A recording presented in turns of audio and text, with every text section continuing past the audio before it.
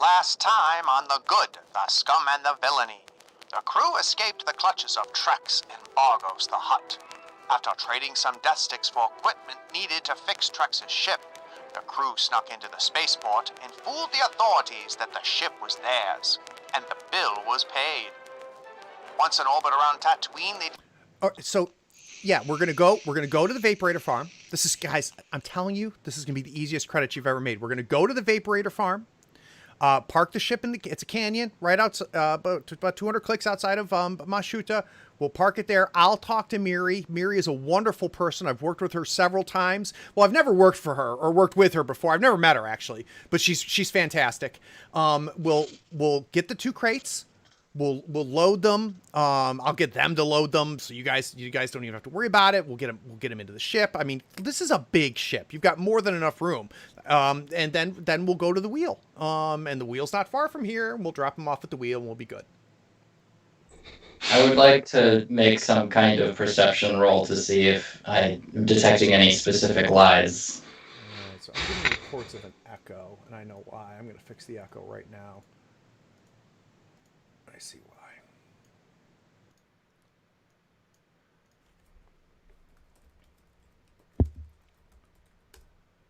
Okay. So you, I'm sorry, DZ, I got distracted. What did you want to do?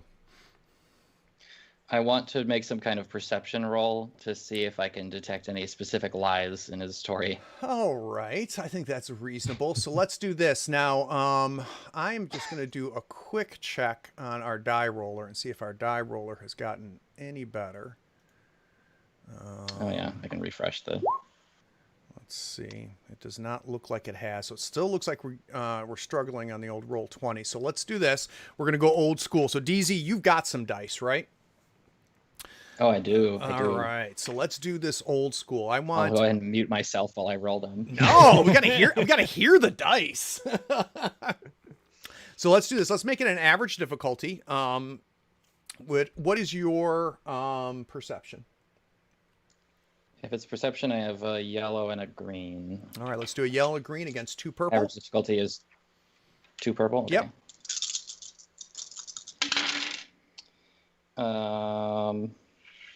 The purples... Oh, wait. I have to look at my sheet and which symbols these are. Okay. I have 2 threats and 2 successes. All right. So you successfully are perceiving with 2 threat. I am going to save those 2 threats and potentially leverage them later with something happening off screen. So with those 2 successes, your assessment of him, being a droid is like mostly true. So if we think about like the political meter that when they measure what a politician says, it's mostly true. So yeah, what I'm trying to tell is if he is lying specifically about knowing what's in the crates. Oh no, he definitely does not know what's in the crates. That you were able to assess. Where things are getting at some point. Yeah, where you're getting kind of a mixed signals from him is when he talks about relationships. So when he's talking about the contact, when he's talking about Bargos, when he's talking about Trex and stuff, that's the part where you're really having a hard time figuring out what's going on. But as far as what he says about the pickup and the drop off, that all seems like it's legit.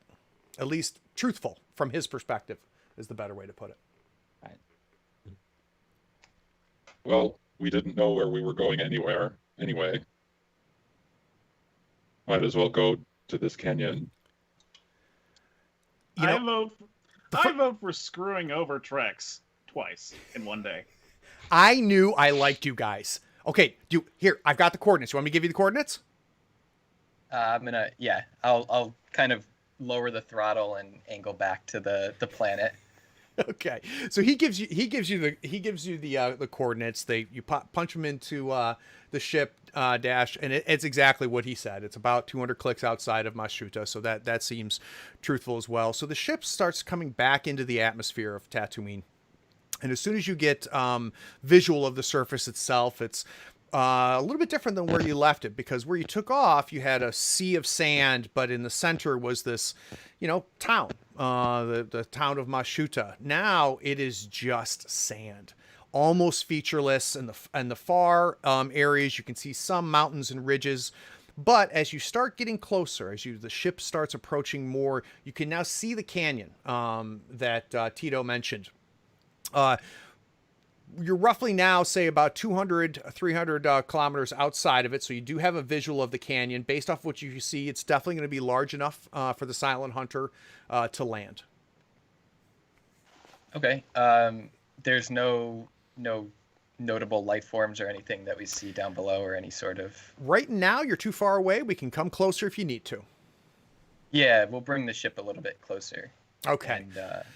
And take a peek. Yep. And so as you're coming in, you're not seeing visually, you're not seeing anything. The canyon itself appears to be roughly maybe 30, 40 feet deep, so 3 or 4 stories deep. The canyon itself runs maybe a kilometer long, and width-wise, you're looking at, I don't know, a quarter of a kilometer maybe wide. So again, more than enough space to land. And unlike some canyons where it would be more of a mountain canyon, so there'd be mountains on either side, this is probably a better way to describe it as almost a fissure in the ground itself. And from what you guys know, as far as trying to extract water on Tatooine, it's very common for vaporator farms to be either at or below ground level to gather that stuff.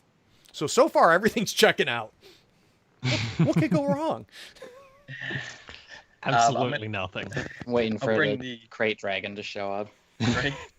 I'll bring the ship closer to the canyon ground, and if there's any sort of overhang or any sort of shadow cover that we could land under, kind of aim for that for a slow landing.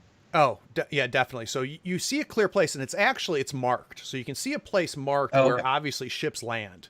So no trouble there. And as you start bringing the ship down, first of all, no other ships visible there. You do see some swoop bikes up the canyon a little bit. In fact, as you get a little bit closer, you see these kind of round dwellings, and they're half built into the foot of the canyon walls themselves. So imagine where the canyon walls meet the bottom of the canyon, just kind of half circle buildings are built in to there. And then ahead, between the buildings on the floor itself, you see several different vaporator towers, which anybody who's seen the opening of New Hope knows what those towers look like. Yeah, well, do you want me to do we roll a see check any for crates? landing? You see no crates. All right, so Dash, this is really the first time you've flown this ship, and the first time any of these guys have ever really seen you fly. Very impressive, just soft landing. You bring it in nice and easy and cozy. The Silent Hunter lands, and you guys are now at the canyon floor. I'm just going to quickly move us over for a visual. To kind of give you an idea of what we're looking at here. And like I mentioned, at the base there, you can see the actual buildings themselves. Tito looks a little anxious, but he seems okay. I'm going to put tokens up here in case we need them. Just in case. Just in case. No particular reason. All right. So ship's landed. We've not opened up the cargo bays or anything like that. Tito turns to you and says, okay, guys, so I'll go check with Miri. You guys are welcome to come if you want. I'll do the introductions, or I can just go if you want to stay on the ship. Whatever's best for you. This is going to be so easy. I will escort. Beautiful. I like you. B4. You're a fantastic droid. This is great. So he kind of waddles to the cargo hold and kind of waits for the cargo ramp to be opened. Did we lose Craig? Can you see me? Oh no. All right. Tito is infinitely waddling. All right. Let me know when you guys can see me. We got you. Yep. Okay. Good. So Tito walks to the cargo bay. He's waiting for the cargo bay door to open. B5 is with him. I'll look over at Gal and say, do you think it is okay for just the two of them, or should I don't know? I don't. I'm going to go with. All right. I think I'm gonna look at him. I think we should go. I don't like the idea of staying on the You don't, ship. you don't want to trust unfamiliar area. diplomatic relations to me. Oh, okay. Are we Dash is gonna get up and just power down the ship. Okay. Open up the door. Yes. Yeah. All Open right. up the cargo bay. So Tito heads down the ramp. Not running or anything, just casually starts walking towards where the buildings are. And as you guys are walking, you can see, and remind me, so we've got B5 is right there with Tito. We've got Gal is Dash and Zaysh staying on the ship. We're heading with B5. Yeah, we're going. Okay. We're going with All of us are going. Beautiful. So there's I'm always within grabbing range of Tito, okay. just to specify. and it's kind of funny too, because you guys are walking and Tito kind of up over his left shoulder and just seeing B5 right there, and he'll kind of like swaddle over to the right a little bit to try to son of a biscuit. There's a talent tree that's just like loom over people as you're negotiating. Yeah. So I'll aim for that one. So as you guys are walking, you notice that We're getting there. Craig. am I back? Oh no. Has anyone checked on the stream? Just make sure. Yeah, let's it's check in? the stream. Yeah, I have it. I've got it up. Okay. Awesome. And you guys can see me? Yep. Yep. We got Okay. You. Yep. So what's funny about this, DZ, is as you're walking, Tito's right there with you, and you're looming over him. And he'll kind of like veer a little bit to the right to try to give just a little bit of space, just some comfort, personal space. And you just constantly keeping the same amount of distance between yourself and Tito as they're walking. So up ahead, you see, first you see a woman step out of the one of the buildings. Behind her are two gentlemen, and they're pushing a large crate and a small crate on some floating, basically, what do you call them? Pallets, right? Pallet things, yeah. Yep. And she starts walking towards you. She is a tall woman. She's almost 6 foot tall. Let me give you a visual real quick. Hard to really guess her age. She looks middle-aged, maybe 30s, late 30s, early 40s. Very attractive woman. She has tan skin. Wears a bomber type a sleeveless bomber jacket with a fur collar. She's got a vibro axe that she's using more as a walking stick, so she's not in any way holding it in a threatening way. You can see she has a blaster holstered on there, and she kind of gives a wave as they're walking close. Tito immediately waves enthusiastically back at her. That's her. I'm pretty sure that's I her. don't like axes. Was that you? Was that you? B5. That was a different voice. Yeah. Oh. It's a woman. Wow. Okay. I don't like axes. This modulator's on the North Box fritz. Pro. That's really Yeah, funny. I accidentally something bumped into my hologram unit. It worked for a second. Just a different voice. All right. We'll fix that later. So she finally gets close. Tito's kind of ahead of everybody, but as we mentioned, B5 is right there. She immediately walks up. She's looking right at Tito. Where's Trex? Tito kind of looks to see if any of you guys are going to say anything. He's indisposed in Mos Shuuta. Yeah, that's exactly right. Yes, he is super busy. I assume that you're Miri? And she kind of nods. He goes, Miri, we've got it covered. You know the Silent Hunter, Trex's ship. We're doing this. We're going to do a quick pickup and drop off for you. We've got it all set. I think we agreed on 15,000 credits. And I don't know, I think it was half up front, and then they were going to pay the rest at the wheel. And she just kind of puts her hand out. I'm not sure who you are. I definitely don't know who they are. And Trex is the person that arranged this.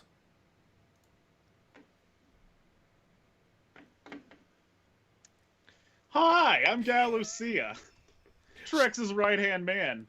He's got a bit of a cold back at Mos Shuuta. I'm here to pick up the crates for him. You can trust me. Our salesman. So she kind of, she goes, okay. You're Tito. And he nods. I want to talk to just you. So she kind of curls her finger towards him, and you're now roughly about, I don't know, say 20, 30 feet from each other. He starts walking towards her. And let me know if we're just going to let him walk towards her. Nope. Okay. I mean, I'll let him walk, but I'm not leaving the close distance. Gotcha. You're going to keep by his side. Tito, is this some sort of bodyguard or something? Is this something I need to be concerned about? Tito goes, no, this is my good friend Droid, my droid friend, C4, great guy, a wonderful droid, C42433. No, he's fine. No big deal. Look, he doesn't even have any weapons on him. He's fine. He's fine. B5TR, I do not pose any threat to you. So she's definitely keeping an eye on you. She's a little bit more disconcerted with Tito. So the two of you walk up. She says, okay, all I really care about is we get rid of both of these crates. You'll get paid at the wheel. Whatever was negotiated is fine. My boss was already paid by Bargos. We've captured both of these and secured both of these items. So we're good. Honestly, at this point, I don't care where they go. I just want them out of here. Tito's like, wonderful. Let's get them loaded. What did you say, B5? I didn't hear you. Who is your boss, and what is in the crates? We definitely need to talk about the crates. I need very specific instructions. You may want to write these down. Nobody writes anything. Nobody can read in Star Wars. So she says, okay, the small crate that contains the eggs. There's 2 eggs in there. The incubator, fully powered and self-sustaining. That's fine. All you have to do is just make sure that the incubator stays on. It's been charged. It's good for at least 3 days, which should be more than enough time for you to go all the way to the wheel. So that's fine. The bigger crate's a little bit more complicated. And she kind of walks around to the back. She signals to the guy with the sled to turn the crate around. He turns the crate around and she opens up the back of the crate, and it's just this huge panel of electronics and machinery. And she starts pointing to different things. So this is the feed tube. That just needs to be refilled every 4 hours. That'll keep him fed. Not a big deal. And we've got enough stored there to make sure. And she then points to the bag that one of the guys has, like a backpack. She goes, in the backpack there, you've got the refills for that. So make sure the incubator's working on the small crate. On the big crate, make sure that he's being fed every 4 hours. And then probably the most important thing is the sedatives. So she points to another part. She goes, here's the sedatives. The sedatives, those need to be checked and refilled every 10 hours as well. The backpack has got more of them. As long as you make sure he's fed, and definitely make sure he's sedated, and make sure that the incubator on the eggs are fine, you've got 3 days worth of stuff here. You should be able to have no trouble getting to the wheel.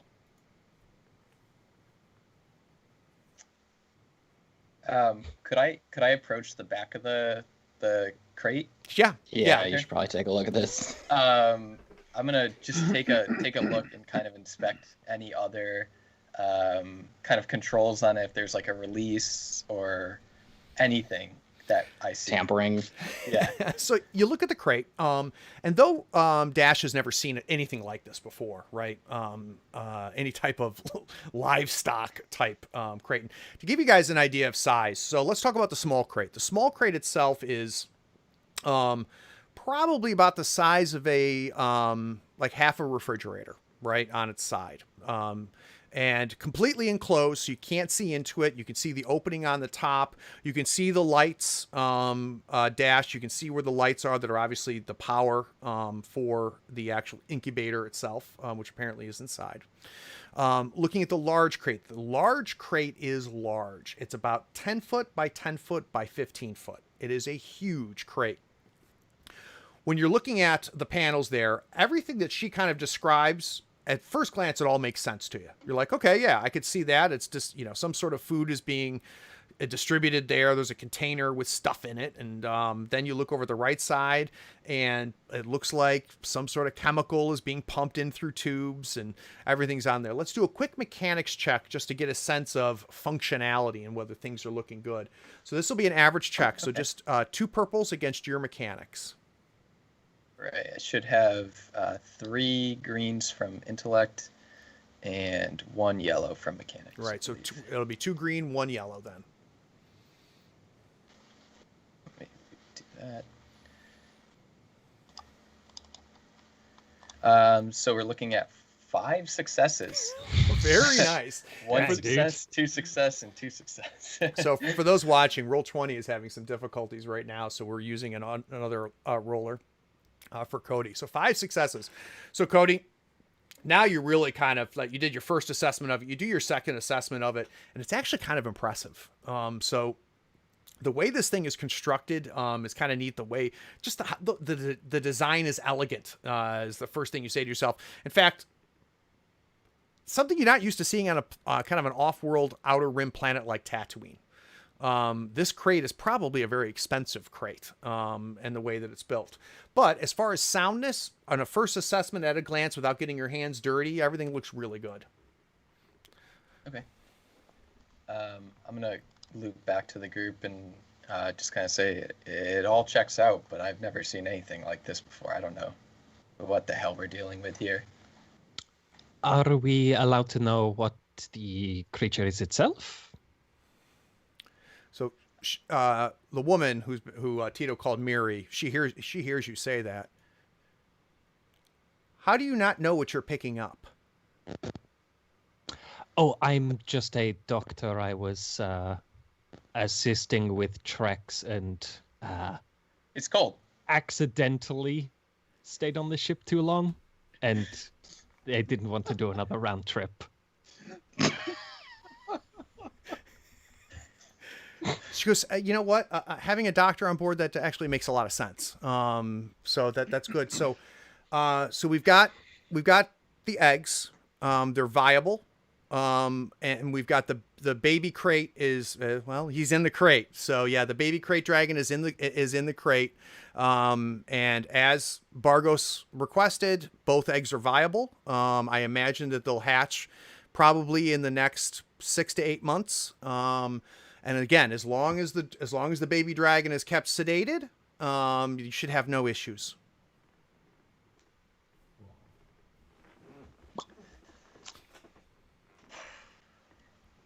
Well, we know what that is, right?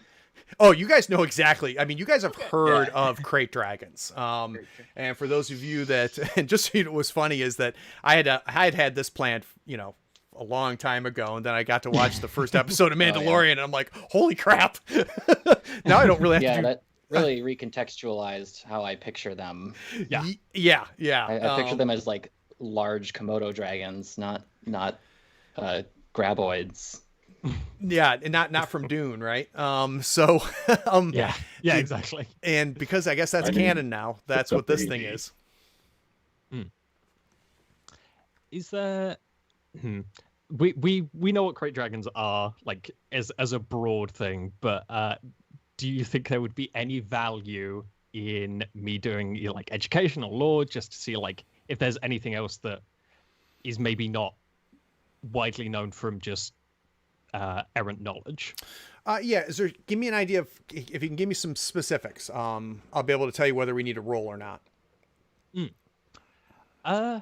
More just for its kind of makeup. Like I overheard sedatives being used, just kind of double checking and like whether the sedatives that they have are like viable, and we're not getting completely screwed on this. And also, hey, thanks Mandalorian. Now we know that they shoot acid out of their mouths. So it'd be nice to know if that develops later in life. Okay. Yeah. All right, so let's do a quick xenology roll then. And I'm going to make this an easy roll. So just put 1 purple in there. Cool. So that is 1 purple, 3 green, and a yellow. Fantastic. Cool.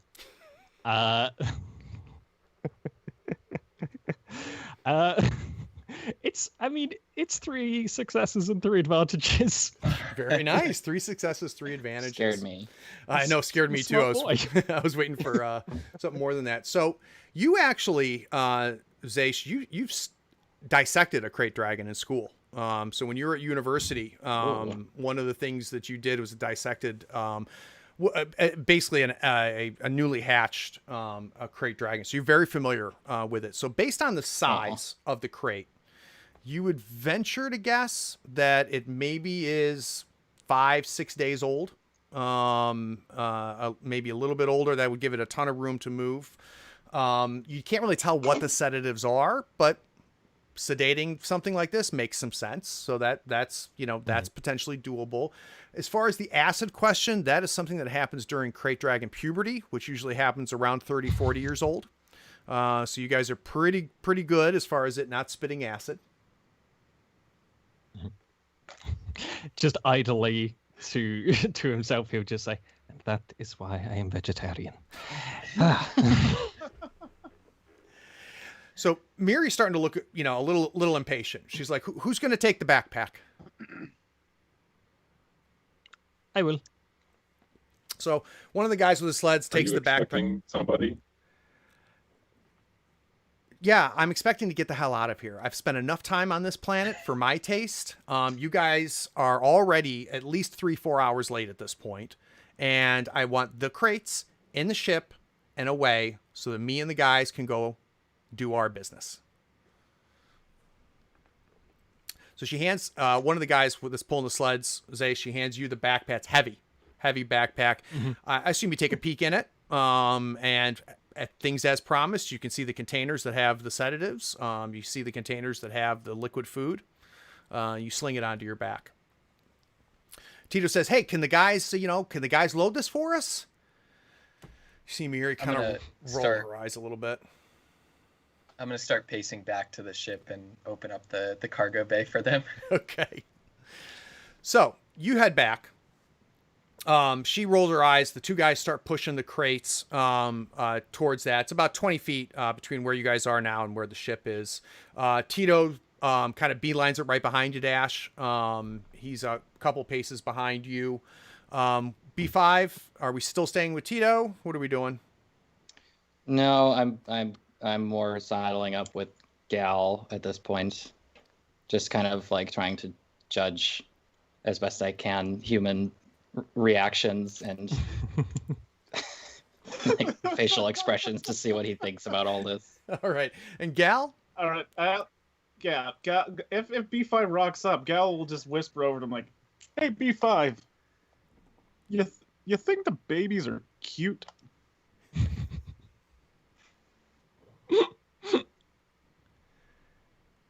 I mean, I'm not going to crack the thing open.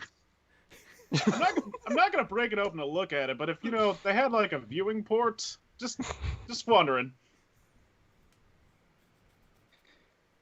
We should make sure that it stays safe wherever it's going. Oh, yes. Yeah, definitely. Precious cargo and all that. Mom never let me have a puppy. Anyways. Space puppy. Remember, everything is space blank. Never had a space pet. All right, so you guys are walking. Dash, Tito's behind you. You're at the lead. You're about 10-15 feet from the ramp. 2 or 3 feet behind you is Tito. And then we've got B5 and Gal. And then behind that, we got the 2 crates, Miri's in the far rear, and everybody's just kind of headed that way. And it's it's really odd because the way this happens, and as far as like a sequence goes, and we're gonna talk about it first from DZ's perspective, or from B5's perspective and Gal's perspective.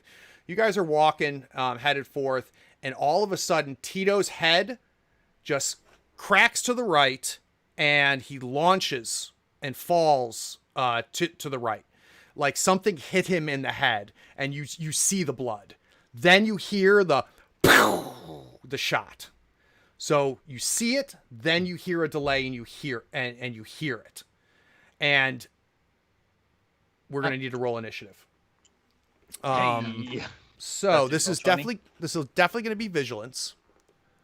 Let's not do it through roll 20, just to be safe. So let's start with Gal. Now, Gal, you have don't you have something that can help with? Yes, I will burn a strain Okay, to add a success to my roll. excellent. So let's Get myself let's one do on the your roll sheet. first, and I think your vigilance, if I remember correctly, because I was just looking at it, is a yellow and a green. Yes, sir. All right. So in the die roller, you're going to do 1 yellow, 1 green, and then Can whatever do. it is, add a success. 2 successes and 2 failures, so 1 success. All right. So that's 1 success. Wait, no, sorry. There's no. Sorry, I had 2 difficulty die on there, so that'd be 3 successes. 3 successes. Is that 2 plus the 1, or is that 3 plus 1? 2 plus 1. 2 plus 1. All right. So a total of 3 successes. All right. B5.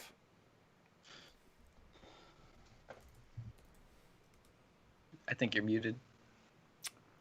Good, because I was rolling dice. Okay. 3, 6. Oh wait, sorry. What's the challenge of it? There's no. There's So for no- initiative, you just roll your vigilance. Okay, then it's 3 successes and 1 advantage. All right.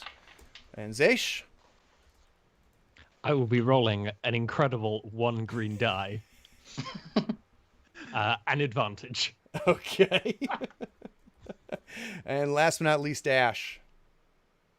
All right. I have a willpower of 2, so it should just be 1 green, right? Yes, because you have no ranks in vigilance, right? Yep. 2 success. All right. And so you have a willpower of 1 or 2, did you say? 2. 2. Okay. Yeah, so you roll 2 green die.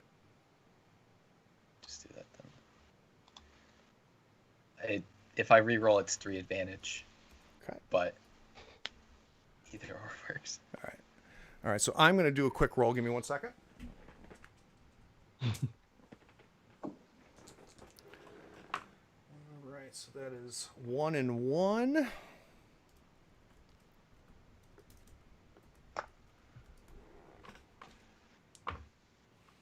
Another 1 and 1. Poor Tito.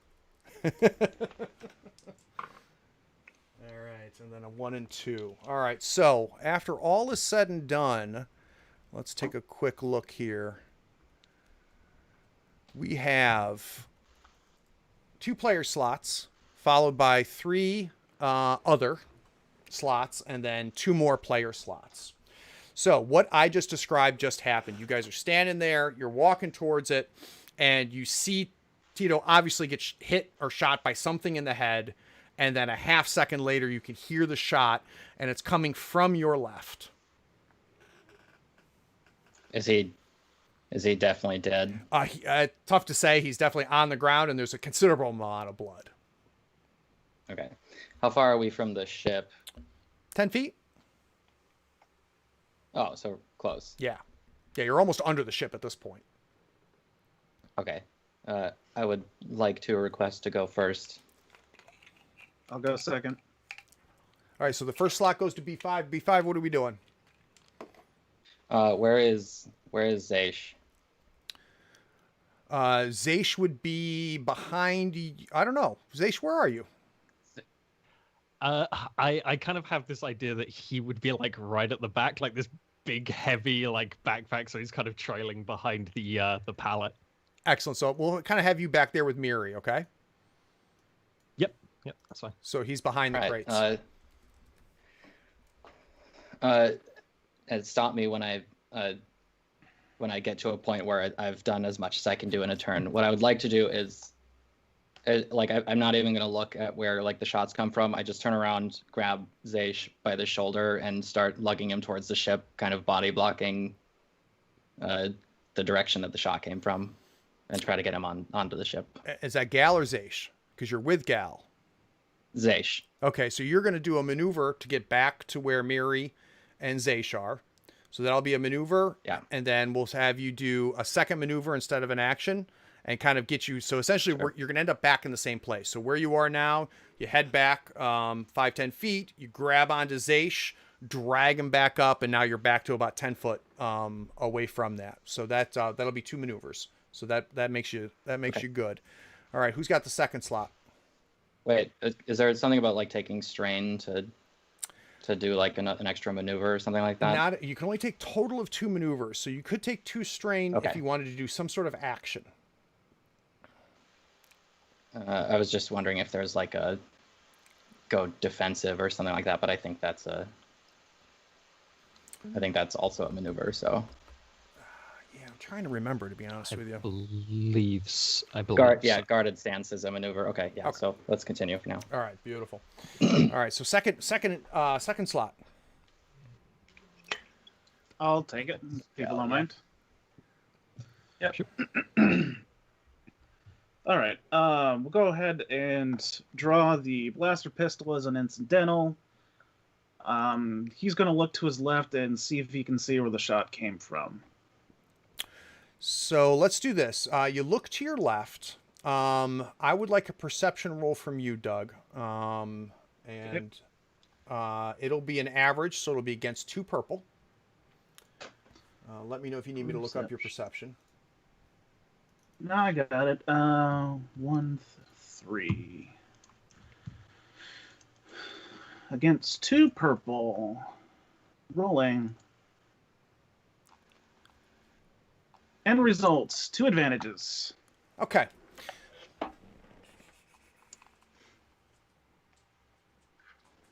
Let's do this.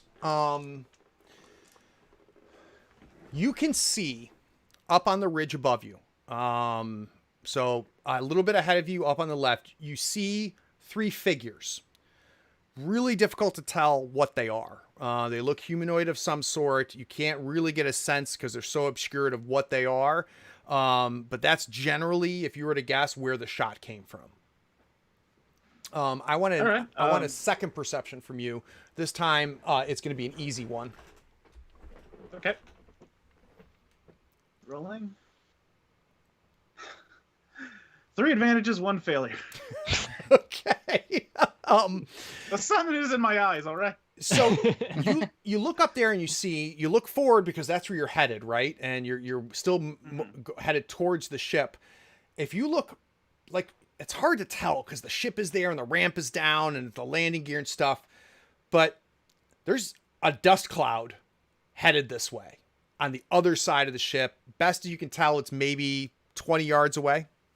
You can't tell what's causing the dust cloud, but you notice the dust cloud. All right, so we've got... go ahead. He's going to go ahead and shout. They're up on the ridge, and something seems to be coming our way. Get on the ship as fast as possible. He's going to just take a shot at the guys on the ridge. Ooh, okay. Why not? Yeah, Hail Mary. That is going to be... We're going to What say, a shot. What is the range on your gun?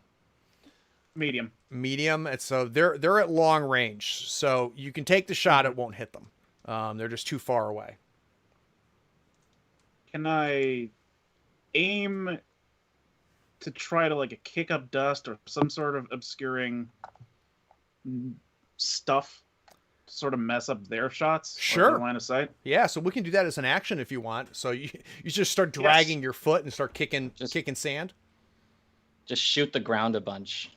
Yeah. Well, in fact, we'll as a maneuver, we'll take out the holdout and then just start blasting into the ground as much as I possible. love that idea. That's exactly what happens. So you start doing that and you start just kicking up just this fine sand, this Tatooine sand is clouding up and it's ahead of you and it's obscuring it. So anybody shooting up from that ridge is definitely going to get at least 1 setback because of that. That is awesome. So now we have got 3 non-player slots. So the first one is going to take an action.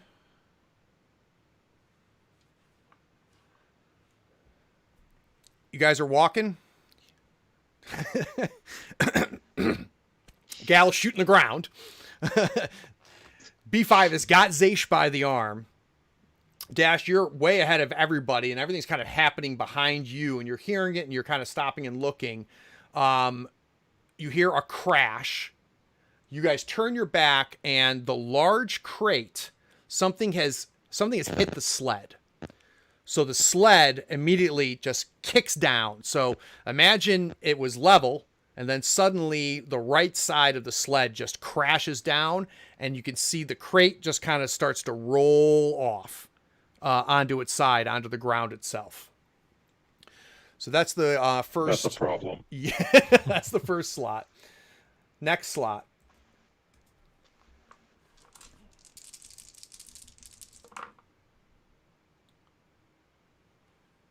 All right, so you guys hear some shots again, this time from the right side of the ridge. You see bullets hitting the sand around the crates. Nothing doesn't appear to have hit anything. Is this slug or blaster fire? As best as you can tell, it's definitely like slugs. It does not. There's no light, so it's definitely not blasters. Third one, the third slot. They're going to take 2 maneuvers. So the cloud is getting closer. So now the cloud, you would guess, is I would say maybe 10 yards away. You could see a huge beast, at least 12, 13 feet tall, elephant-like. So you guys all know what a bantha is. Oh. So you see a bantha charging towards the ship. We've got 2 PC slots left, and that's going to be both Zaysh as well as Dash. Never seen one charge before. So why it's moving so slow? Am I next to the cargo bay, or? So with 2 maneuvers, you could be in the ship, at least in the cargo bay. I guess I'll take the next slot and take a strain to do 2 maneuvers to sprint to the ship to try and get as close as I can to either getting on a turret or the controls. Okay, so you won't need to spend the strain because you can sacrifice an action for that second maneuver. So let's have you get to the turret. Now I've got to remember on the VCX. Give me just a second. All right, so there's a forward laser cannon that you can control from the cockpit. So if you can imagine, if you've seen Rebels, you've seen it. So you've got the cockpit where the pilot and the co-pilot is, and then there's a ladder down to a forward turret. There's also an aft turret. The other thing is, just like in Rebels, it also has the small fighter shuttle as well. So where do you want to try to head towards? Front, back? Okay. And you're just to give you an idea, you're kind of sideways, so either turret would work. Okay. We'll head to the back, the front turret. Okay. All right. So with 2 maneuvers, I'm going to get you like right about to get into the cockpit. Okay. Okay. Zaysh, you are being dragged almost by B5. You've got the backpack on your back, and it is your last slot, sir. Oh, for so much is happening. I'll be fine. Make sure the crate is okay.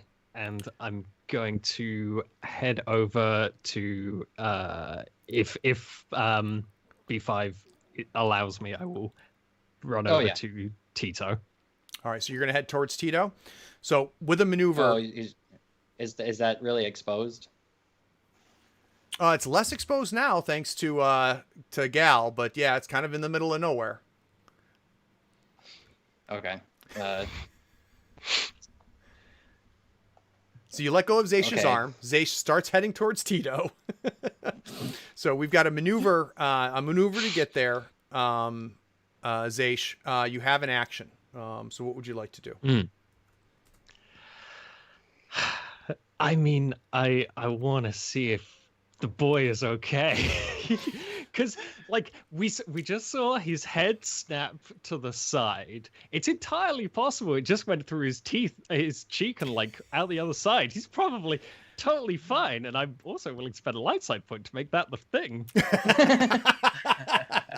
So, I'm not willing to trade a light side point for this, but what I can tell you is you get there. A person's life. Yeah, you immediately drop to one knee and get over him, and it's a mess, Zaysh. Yeah, there was a head there. You remember kind of what the head looked like, but it's now just a collection of just gore. At this point, you see the blood soaking into the sand. It won't fit. Yeah, they're as good as you are, Zaysh. Even you wouldn't be able to save him at this point. All right, guys, that brings us. That's fine. Yeah, that brings us back to the top.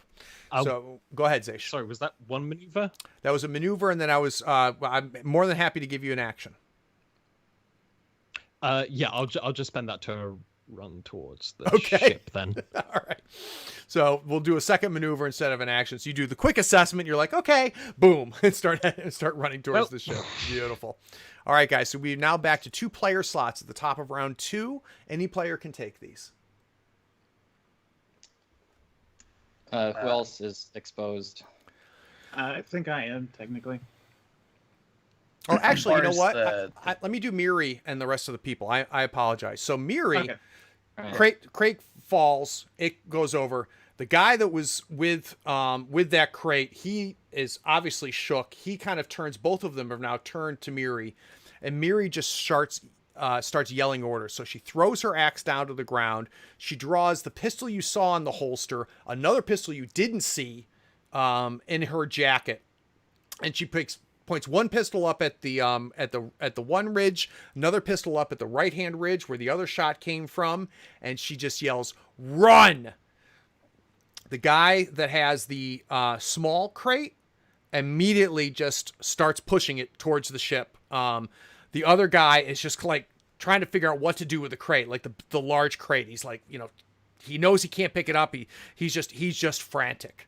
But she's definitely taking charge of the situation. She's got both blaster pistols up, kind of knows that she can't hit anything from where she is. But she's definitely ordering her guys. So now we have a guy with a small crate headed towards the ship itself. So now top of round 2. So talk to me about the first player slot.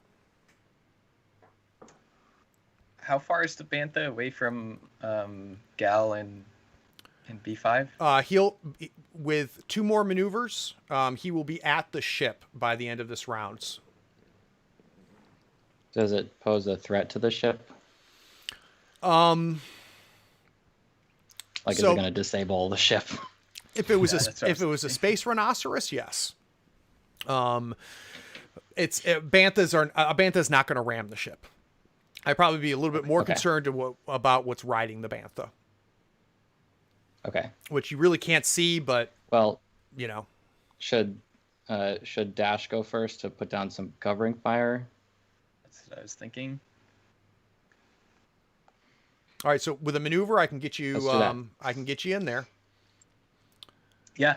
Right. In incidental action, that wouldn't be like just while sliding down, just hitting like a start, like getting the spaceship engaged, like the system started up. Am I able to just kind of swipe my hand and not necessarily get all the systems up, but just so it's kind of starting? So I'm going to tell you where your turn starts. Just turn the key. I'm going to tell you where the turn starts, Dash, and where the turn ends, Sure. and I want you to describe it to me, right? So you slam the door, the button, the cockpit door opens. You're going to end up in the chair with an action left. So the answer is yes. How does Dash get from point A to point B? Yeah, he slides through the door, kind of frantically spinning his feet,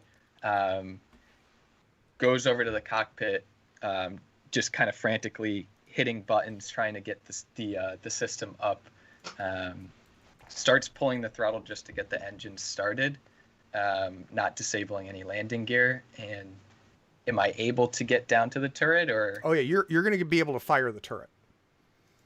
Yeah, so he's frantically hitting that. He's not even sitting in the cockpit chair, and just kind of as soon as he hears a, he's already down to the turret. All right, so you're at the turret.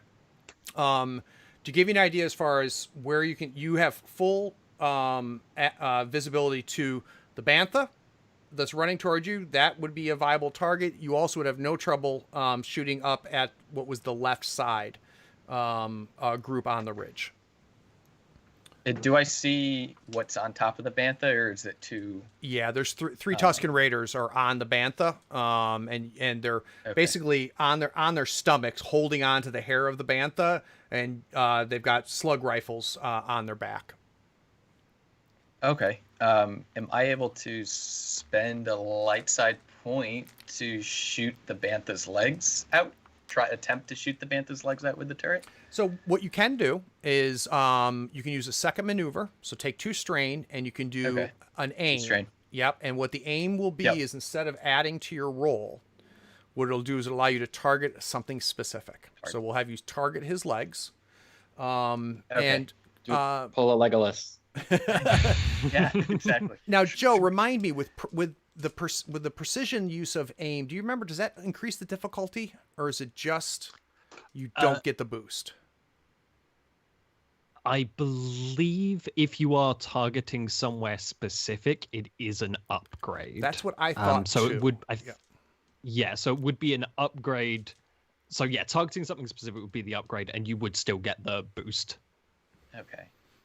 I think you lose the boost. You definitely lose the boost. But when 7, what we'll do is we'll just add 1 purple to it. So their medium distance, it would normally be 2 purple. So let's do this. Your gunnery versus 3 purple. All right. I have it's a career skill, but I don't have a rank in it, so would it just be my agility of 4? Correct. All right. So 4 green against 3 purple. 3 successes. You could use a light side to. We're 3 successes? I was just gonna suggest upgrading the roll if it looked bad, but we'll take 3 successes. Yeah, 3 successes, one threat. Okay, so a couple things. One, the base damage of this gun is 6, but because we're using a vehicle scale with personal scale, and it's actually 60. Yeah. Yep. So with the additional 3, ridiculous. you're doing 90 damage. So the gun swings around, and obviously targeting wise, you first look at the whole bantha, and then you immediately bring the gun down just a little bit, aiming at the legs, and you fire. And Dash, let's be honest, you're more a driver than a pilot, right? If this was a situation where you were in a speeder firing your blaster pistol, super familiar with what this looks like. You did not anticipate what just happened. You fire, and it goes, and it hits the leg and the leg behind it and the bottom half of the bantha, and it's just and 3 Tusken Raiders rolling on the sand, and there's just fur and gore behind them where they fell off. So Calculated. Yeah, so we're down a bantha. is this a PG-13 stream? We should definitely have a warning. Yeah, ship guns are second only to falling damage in how dangerous it is. Exactly right. Yeah, the other ridiculous thing in this system is falling damage. You don't want to fall in Star Wars, or at least in the Star Wars RPG. Really, everybody who survives a big fall survives just fine. Luke, the Emperor. Right. Ooh, the Emperor, too soon. That's why the Empire never builds railings on any walkway that they've ever created. Nobody does. Oh, that's really funny. The Ewoks don't either. There's no railings in Star Wars. All right, I've got second player slot. So now let's talk about the situation. We have shots fired left and right. We've got Gale kicking up dust by shooting the ground. We see Dash disappear and then all of a sudden just blow up a bantha from the ship itself. Miri has got her pistol. She's yelling. We've got a sled rushing to the ship itself. I've got a player slot before we got 3 more slots to go for non-player slots. Who wants to take the last action before? I think we should let What's the it gonna doc get on take to board. get? But Oh yeah, if he's not on board yet, yeah. Oh no, so much pressure for me to do things. Yeah, woo. I'll take it then. I'll hop on board. Okay, that'll take you. You can definitely get to the cargo bay with one maneuver. With a second maneuver, we can get to a different part of the ship if you want, or you can take an action in the cargo bay. I will run in and just yell out, Dash, where do you want me? I'm gonna shout up back to him. Cockpit, big green blinking light. Click the button next to it. Start This seems the extremely engines. reckless, but sure. Just a button. I'll take the 2 strain to run into the cockpit, so I have an action just in case there's anything I need to do while I'm in there. All right, you're in the seat. So... Okay, I push the button. There should be an Next to the- obvious, bigger, like a large green light, which would be like the engines, I would imagine, that are starting. So Gotcha. It's blinking. So and just get them he's going. firing up the engines. All right, so Zaysh, you hit the big green button, being very particular, and like considering how stressful everything is, you're super focused on every word that comes out of Dash's mouth. And had he, and so you see the button, there's a little bit of back and forth, and Dash yells, "It's just a button." And you mash it. And so the engines fire up. Obviously, ship's not going anywhere at this point, but the ship is now on. All right, so Craig, you want to shut your shutters? I wish I could, man. Oh god, yeah. I can't. Yeah, I can turn my The camera sun off. god. Turn my camera You off. might if you do Lean your head slightly to your right. if you do a blur background, that fixed mine. Ooh, let so me I'm not sure see. if that would help you. Let's try that.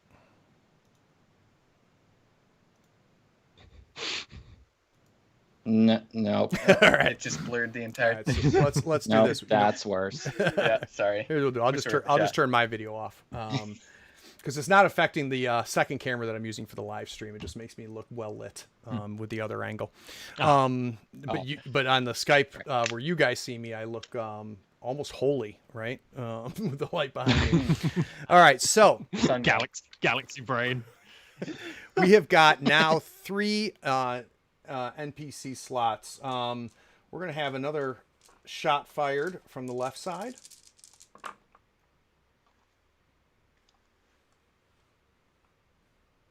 All right, that shot. Wow. All right, so that shot hits the guy pushing the sled with the eggs. So he's running. He gets blasted into the arm. He falls over. The sled is just now floating towards the bottom of the ship where he was headed. Excuse me. Oh, I thought the small crate got loaded. Did I miss that? No, it's not. It's Okay. now headed right towards the base of the ramp itself. So that is 1. But I will tell you, nothing makes you appreciate Roll20 like not having it. Second slot, same thing. All right, so more shots fired this time from the other side of the canyon. And Gal, you're running. You just see shots hitting left and right. They're targeting you, and you just see poof of smoke, poof of sand, poof of sand. So they're missing you, but as you're going. Thank God for that setback. The setback stopped the last success. All right. Yeah. Good work. The third slot is being taken by our former Bantha riders. The 3 Tusken Raiders stand up. Just want to say my Roll20 is working now. If you wanted to Oh, try. let's give it a try then. Let me do a quick reload. I do see you just loaded in on that. I saw it was buffering.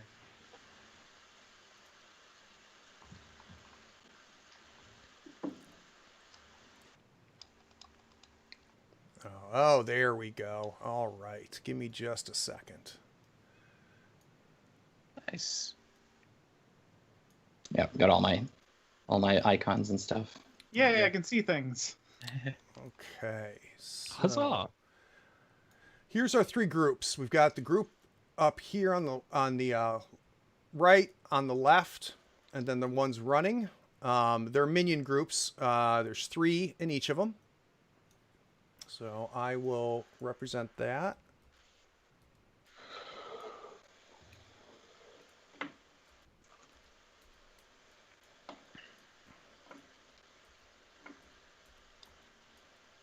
Okay. All right, so this last group is this group here, and this is the group they grab.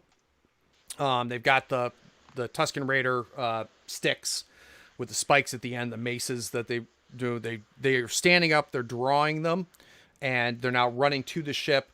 They're going to get to the base of the cargo hold, the cargo ramp, at about the same time as B5 and Gal would. We have 2 player slots left. Who has not gone yet? Gal B5 and I. Gal. All right. So who's first? So we can't get the crates onto the ship without going through them. They're on the other side, so they're not between. There's no distance. There's no Tusken Raiders between the sled that's now just floating, and behind. Now farther behind, now 15, 20 feet behind you is the tipped over large crate. Okay. I don't think we'll be able to get the large crate on without getting into a fight with these guys, even if we can get the small crate. So I think I'm just gonna have to engage them. And so you can get to this group with a maneuver if you want, B5. Yeah. Let's just charge the front one and try to hit them with the vibra knucklers. All right, excellent. So give me just a second to get the roller back up. And I will set your difficulty. It's going to be standard 2 purple, and you'll actually be able to use the roll 20. Give me just a second. Uh-huh. All right, I have got the difficulty set for you. Ready when you are. I'd really like to make an impact with this one. I'm debating using light side point. Go for it. To Do it. yeah. Yeah. Okay. All right, so give me just a second. So let me know when you add that. Yep, I'll upgrade you. So go ahead and click on use the light side. Which I did, yeah. Okay, great. Let me upgrade it for you. All right, ready when you are, sir. All right. Come on. All Seriously? Right. All right. Well, hey, 1 success. You hit. You did. So that is going to be 4 plus 1. That's going to be 5 damage because you've got a brawn of 3. The knuckles add another 1. You did not enough for the critical, but it's pierce 1, and vicious 1, disorient 1, knockdown 1. So you're not going to be able to activate the disorient. So it's just going to be straight 4 damage. But they're going to lose 1 of their soak. So you hit one of them. I'd love to hear what exactly happens. As a combat training robot, I'm predisposed to like fancy maneuvers. So I'll probably like, as I'm rolling up, like picturing as I'm charging, kind of crouching down and then just hitting like an uppercut into its stupid face mask thing. So I want to talk about your hands real quick. You've got vibro knuckles. Are they integrated in? Is it something you turn on and they appear? Are they Yes. always out there? They're always there. They're like it's not quite what the picture is. They're on like the actual knuckles. It's like brass knuckles, but they have like a blade there. Got it. Got it. With a little bit of blue energy crackling once they're turned on and activated. Yep. All right, beautiful. Yep. All right, so you punch one of the Tusken Raiders, and it knocks him back, hits him pretty good. You get a sense that if you'd done that one more time, if you'd had gotten a second hit in on him, it would have probably taken him out. All right, so Mr. Lucia, you are a maneuver away Yes. from either the ramp, or if you wanted to engage the same group that B5's engaged with, you could as well with a maneuver. I want to get that crate onto the ship. Would that be one maneuver or two? It'd be an action and a maneuver to get it on, like on the ramp. So I allow you to one maneuver to get to the crate, another maneuver to get to then push the sled onto the ramp itself. If you want to spend 2 strain, you could do an action.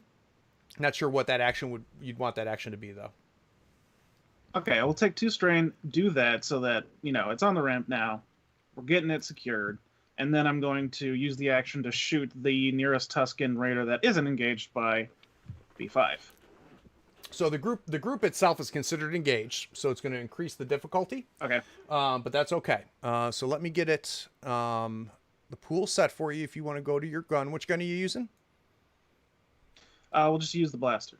All right. The regular blaster. So it's going to be one purple. I'm going to add a setback, just with the chaos and the swirling robot and everything going on there. I'm also going to use, well, do you want to use the light side? It's your option first. No. All right. I'll go ahead and use a dark side to upgrade the difficulty. And now just go to your weapon on roll 20, and there should be a little die next to it that you can roll. Okay. Okay. So with 1 green, 1 yellow, the setback, as well as the 1 red, everything cancels out. And you are firing, and you don't hit B5. You don't hit a Tusken either. So I'm imagining you're just pushing that sled up, Gal. You pull the pistol out. You start firing in the general direction there. Blaster fire is going. You haven't hit anything, which is a good and a bad thing considering what you're firing at itself. Okay. All right, that takes us back to the top of the order. This is now round 3. We've got 2 player actions, and any player can take them. Well, what about our friends? Oh, thank you. While we're at it, Gal will ask them nicely, you guys want a lift? And you kind of look back and you can see Miri nodding. So she starts running towards there. She's going to go ahead and fire. She's going to be in a very similar situation that you were in, but without the upgrade. And let's go ahead and have her take a shot at the group that's engaged with B5.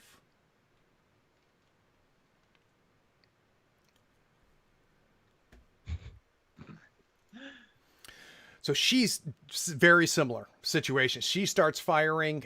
She's not hitting any Tuskens. She's also not hitting anybody else. But she's running and gunning. She's got both pistols firing, and she's headed towards the ramp itself. One of her men are on the ground. He is just holding his side. He's in pretty bad shape, kind of rolling around.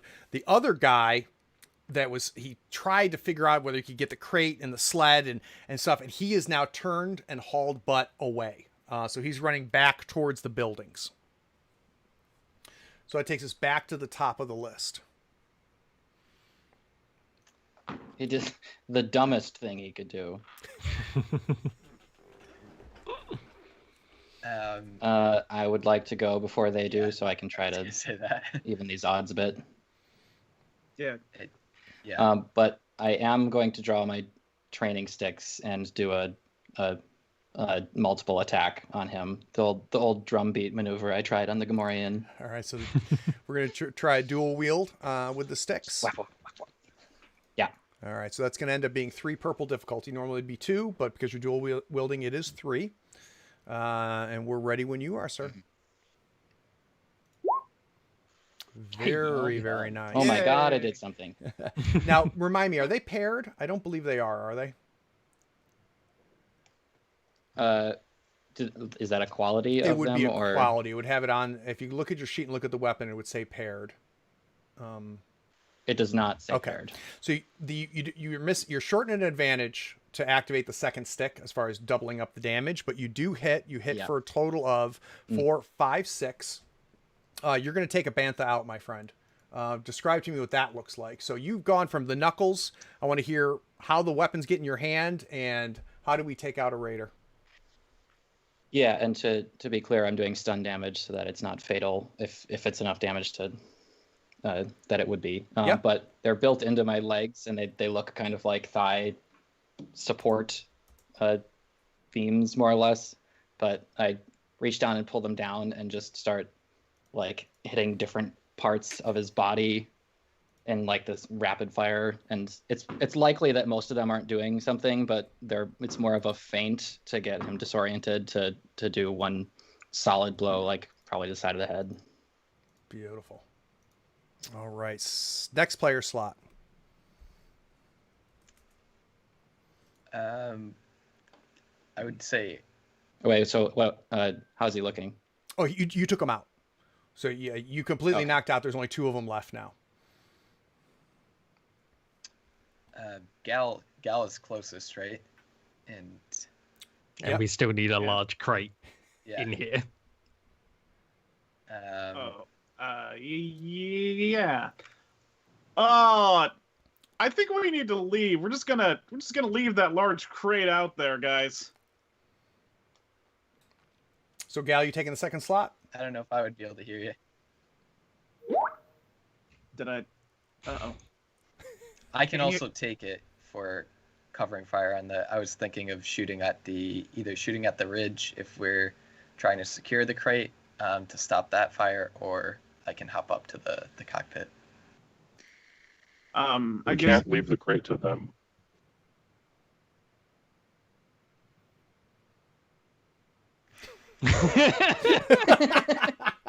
All right. fine. Cover me. Not that Zaysh can hear any of this conversation that's Right. occurring, but he's just idly muttering like, I mean, they probably stole it from the indigenous peoples. This is not a good look. So we're gonna, Gal will go ahead and, gonna take off. I thought we had come to some sort of conclusion that the big crate was screwed, but I want to impress my new friends. So we're gonna take off for that big crate. I don't know what I'm gonna do with my noodly arms, but we'll try to move it if we can. All right, Gal. So now let's kind of walk through it together a little bit here. So you are Okay. on the whatchamacallit itself. You're on the ramp. If you want, as an action, I can have you push the sled to get it into the cargo bay. So you could do that as an action. Then you'd have a maneuver left, and for 2 strain, you could have a second maneuver. How many maneuvers would it take to get to the large crate? So it would take 1 maneuver to get to the large crate. So for an action and a maneuver, you would end up at the large crate with the sled of the small crate pushed into the ship. Okay, we'll do that. So he's gonna kick it like a cool guy will. Gently, they're eggs, but a gentle, nice kick to make sure it gets on the ship. Then he's just going to hop off the side of the ramp because running down it will take too long. We're just gonna dead sprint for that large crate. Doing a short bunny hop over the guy, slowly dying from his arm injury or whatever.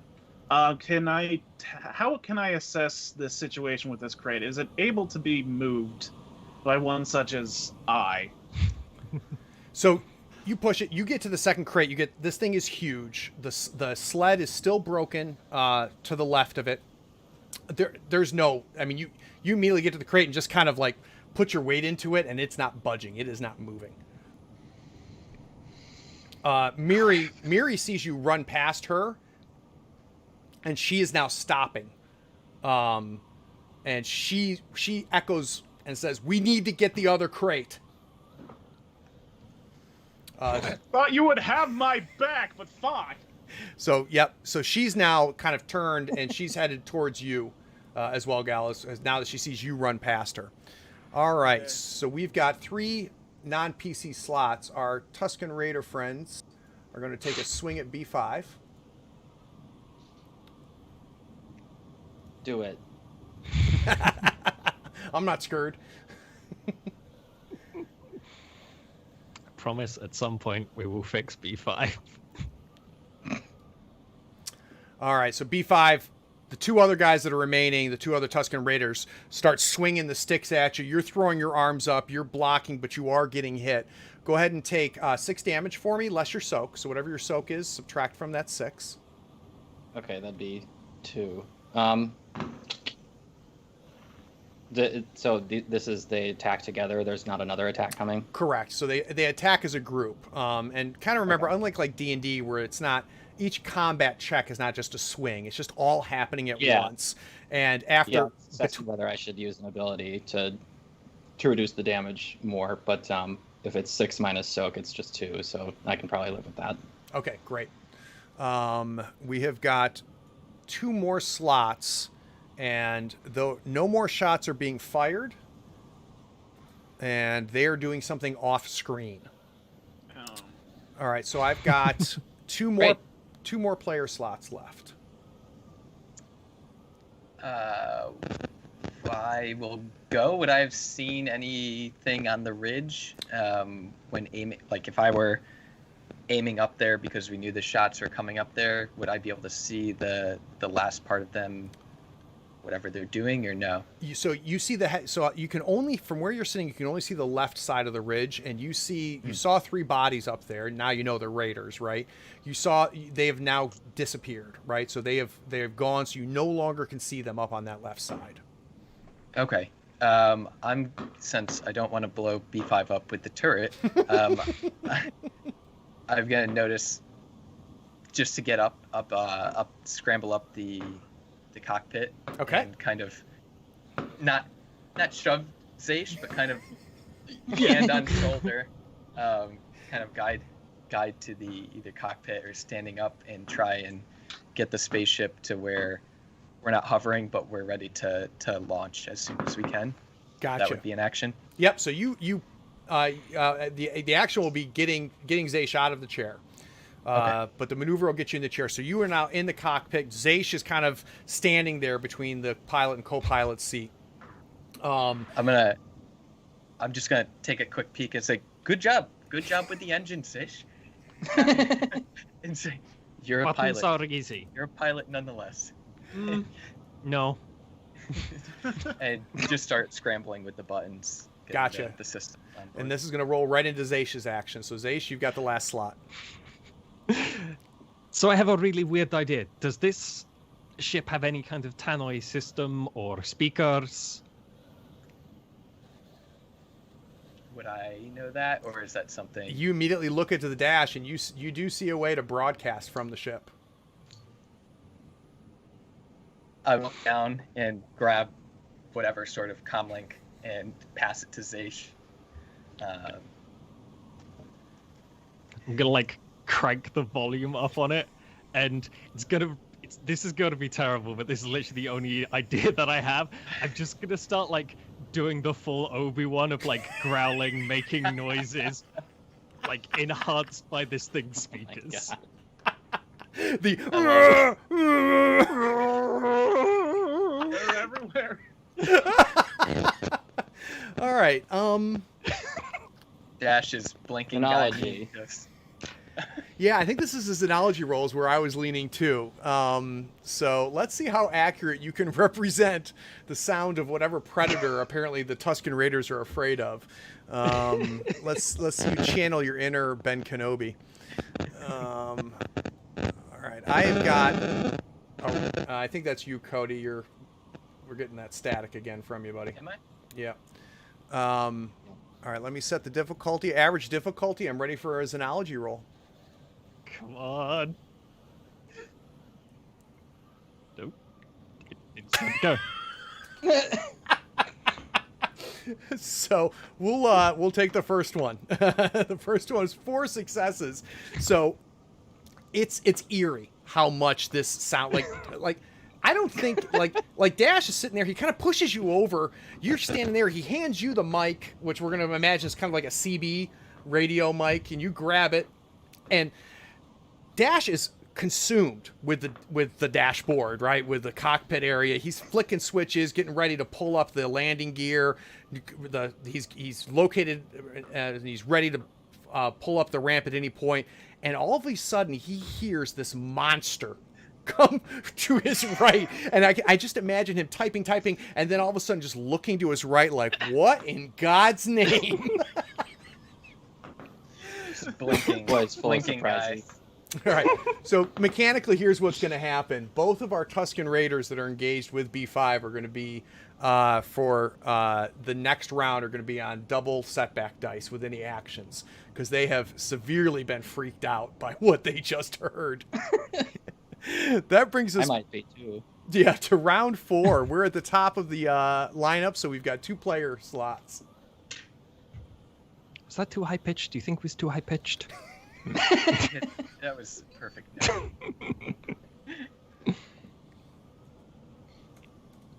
Who's going to take them?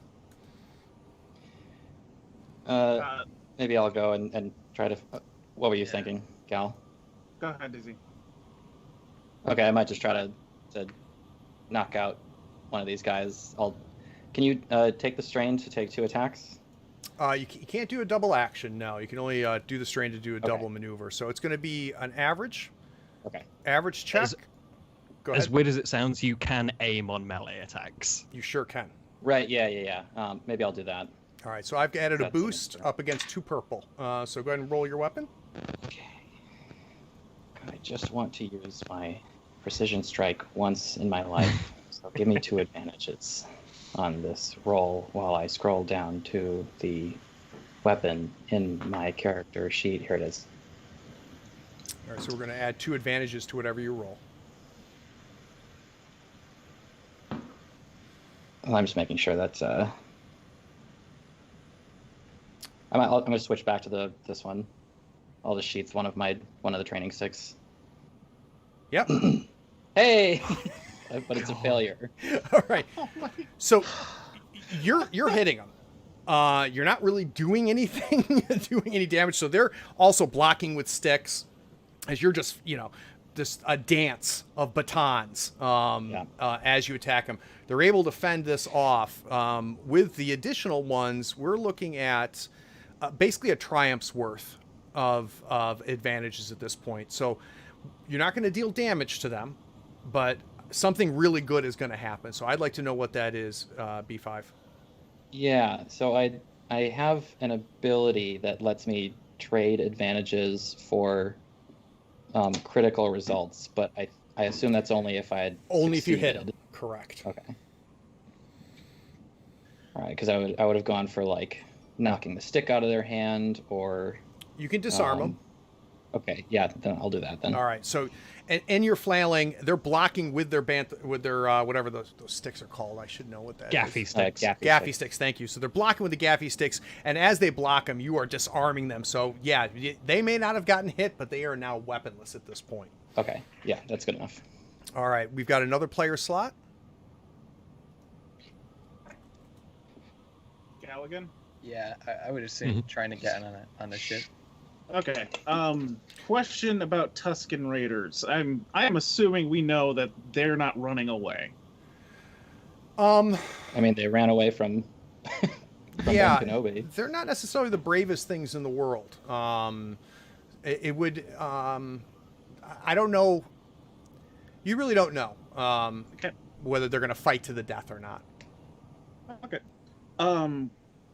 Other question: the guy that's on the ground. How is he doing? He doesn't look like he's doing well. He is moving, but only seems to be rolling around, holding basically his arm and his side where he's bleeding. Okay. And Miri is now with you at the crate. All right, crate first. Crate first. Push the crate. Heave-ho. There's no way, man. So you get behind this thing and you go to push it. It doesn't even budge in the slightest. I don't suppose this ship has a tractor beam. It does not have a tractor beam. Good idea, though. Yeah. All right, Gal. So you go to give a shove. It doesn't shove. Miri's at the front of the crate. She's kind of like trying to shove with you, and this thing is not moving. Do we? He's gonna ask her honestly. Do we have time to get this thing on the ship, or do we need to go? Let's take them out, she yells. And she kind of points to where B5 is. Okay. Do I have an action to shoot at the Tuscan Raiders then? You sure do. Okay, we'll You take shoot. that shot. All right, so it is going to be upgraded because they're engaged. I'm adding a setback because of the cloud of dust that you kicked up, which is now between you and them. And you have 3 light side, 2 dark side. I don't know if one of those interests you at all. Yeah, let's try and hit. Let's try and help B5 out so he doesn't take too much more damage. All right, if you want to take. All right. I do have abilities that I can trade melee damage for strain if I get too close to being just a heads up. Oh, okay. Well, too late. I took it. All right. That's fine. So I've upgraded the thing. Deal with it. Don't roll yet, Gal, because the other thing that you Yep. can do is for two more strain, and I'm not sure where your strain threshold is at this point, but for 2. I'm at 3. Okay, so you can go to 5 and aim and add a boost. Yeah. I don't think I'm gonna strain myself anymore for this combat though. All right, so go ahead and go to go to strain of 5 out of your I'm 10, at 5. Yep. and then let's go ahead and take a shot. Yay! Yeah. Lots of Well, dice damn. ending up in a success and an advantage. Would you like to reduce your strain by 1 for that advantage? Please. Okay, and then that's going to be 7 damage. So give me just a second. All right, my friend, you are going to take a second one out. I would like to know what that entire sequence looks like. Okay. She points towards the Tuscan Raiders and says, "Let's take them out." Gal's just gonna shrug, do kind of like a lean to the side around her because she's like blocking his direct line of sight. Pulls up the gun, aims, closes his eyes and fires because he's afraid he's gonna hit B5. And you hear the death screams of a Tuscan Raider. He can't even really see it because of the dust cloud, and he's like, I think I hit it.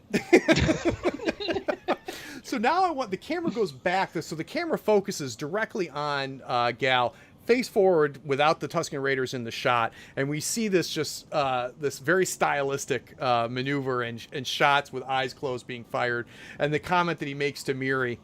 Camera then goes right directly to B5, who is, second maneuver is knocking sticks out, and then one of the Raiders just gets blasted by blaster fire. I want to know the immediate B5 reaction.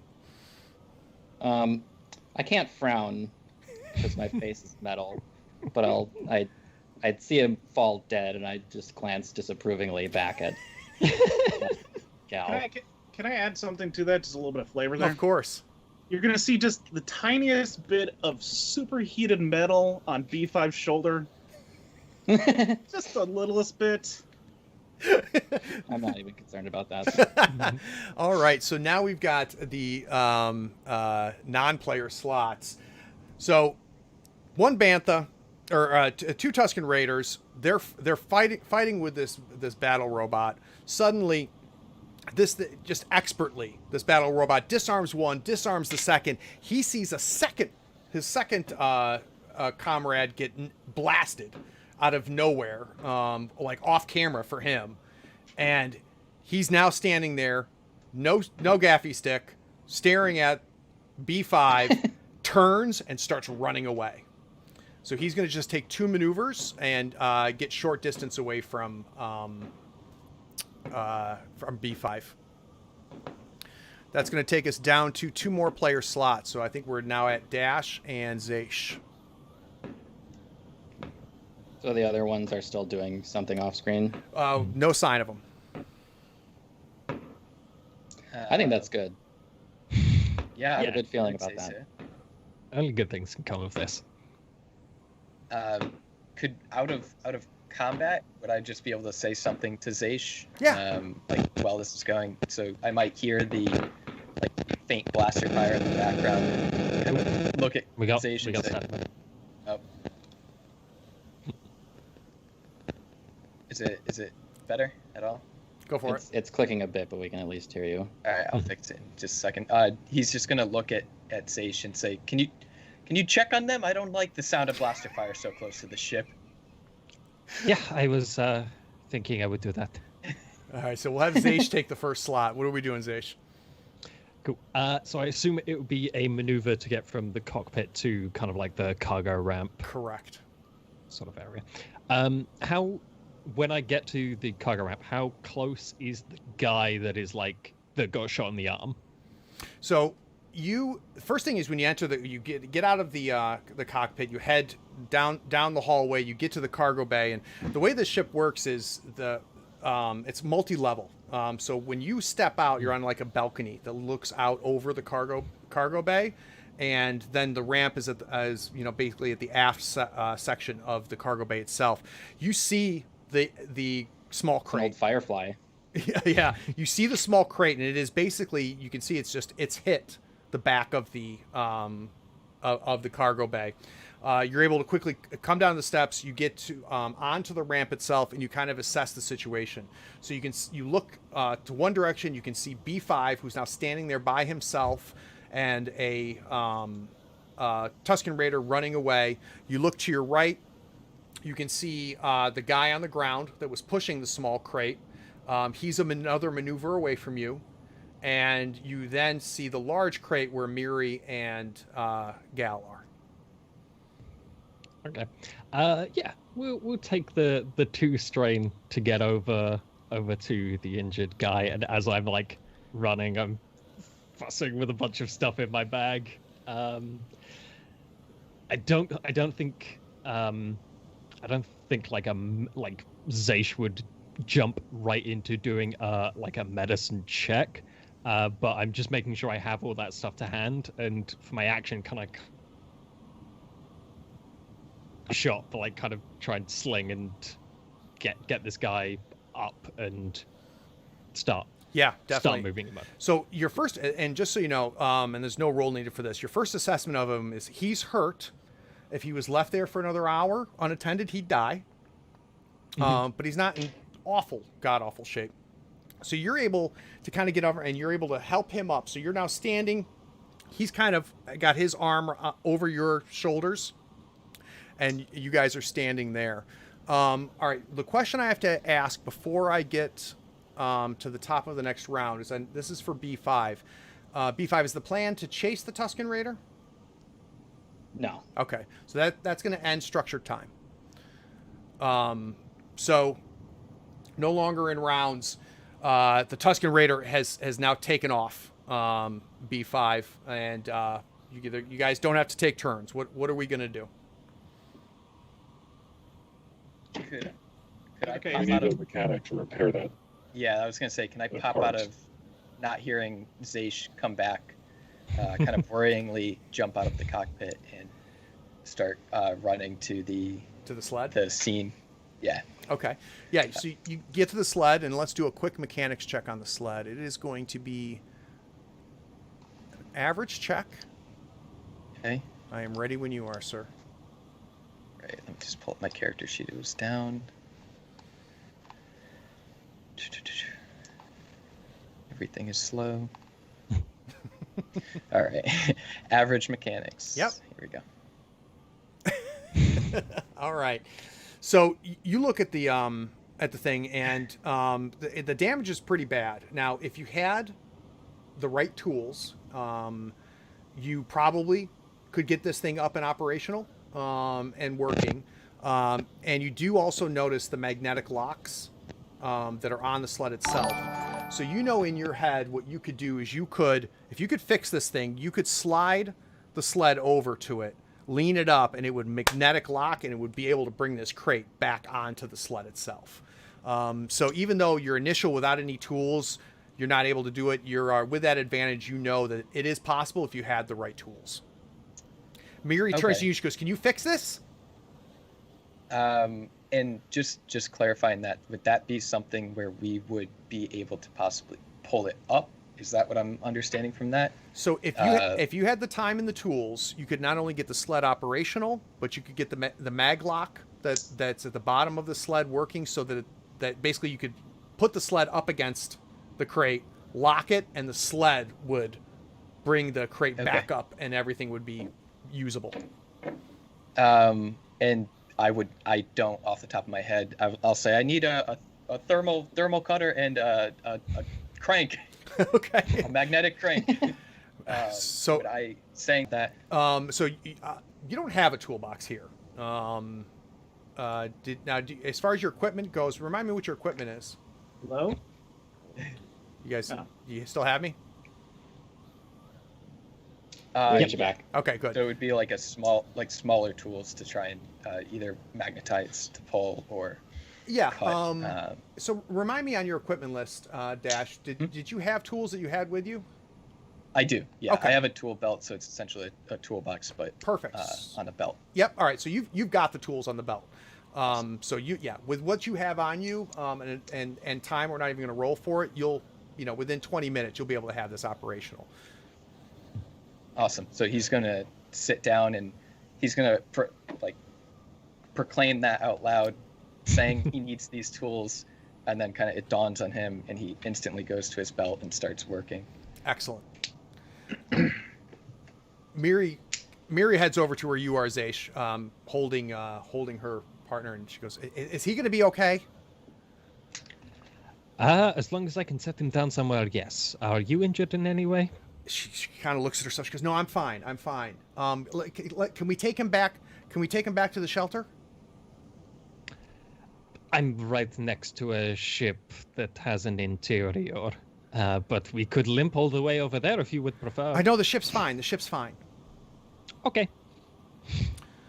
All right, so you guys head up to the med bay on the ship, and she goes with you. B5, what are we doing?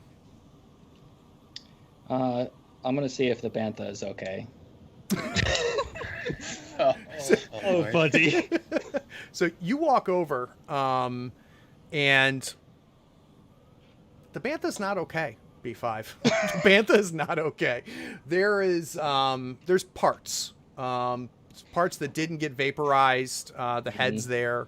There's fur everywhere. You see the two horns. I'm not happy about that, but I will head back and I'm gonna grab one of the gaffy sticks, actually. Okay, great. Go ahead. Otherwise, I'm just gonna stay near Dash in case he needs me to hold anything or do any help, basically. All right, do me a favor. On your roll 20, just add a weapon and just put in gaffy stick, and I'll fill it out later for you. Okay. Yep. All right. How about Gal? Gal.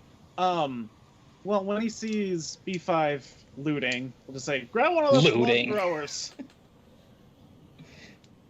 Very kindly ask him to grab one of the rifles. Wouldn't hurt to have a long-ranged weapon.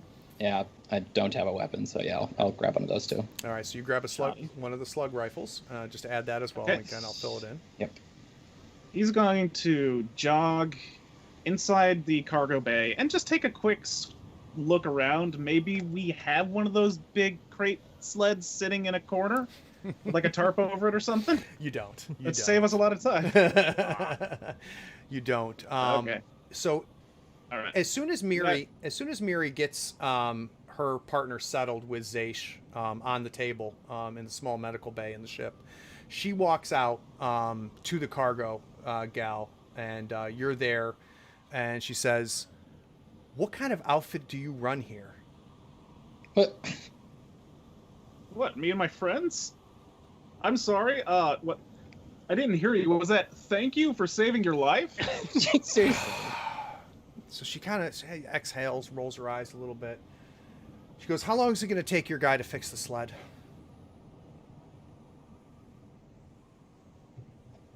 Dash! How long you thinking? Just poke my head out of the cargo bay door. Cody, you're muted. Dash doesn't even look up, but he's like furiously working. He goes, 15 more minutes, if that makes sense game time wise. Yeah. However long has gone by. Yep. If he's being quiet, I'll echo it just so. It's not quiet, but it's very concentrated. So yeah, probably. 15 minutes. He's very good at what he does. So here's what's going to happen. Do you have a data pad somewhere? Do I have it in my inventory?